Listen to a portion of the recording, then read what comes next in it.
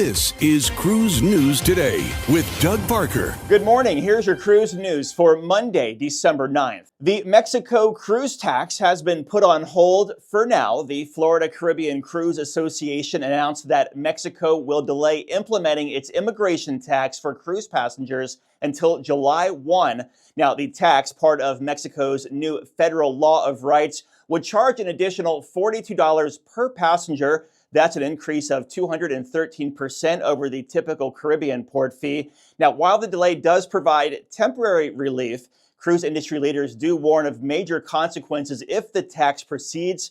Critics argue that this could deter cruise lines from visiting Mexico, leading to fewer passengers, reduced local income, and job losses for communities dependent on cruise tourism. It should be noted that passengers would absorb these new taxes, not the cruise line. And the second price hike in 2 weeks. Carnival Cruise Line has quietly raised the price of its Wi-Fi while lowering guest expectations. This hike impacts all three tiers of its plans: social, value, and premium.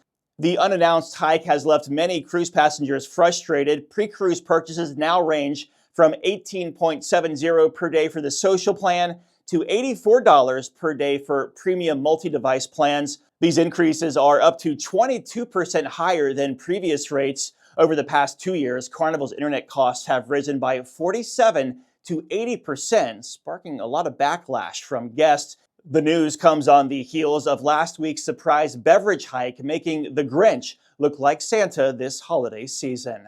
And Norwegian Cruise Line has announced the cancellation of 35 cruises scheduled between late 25 and early 26.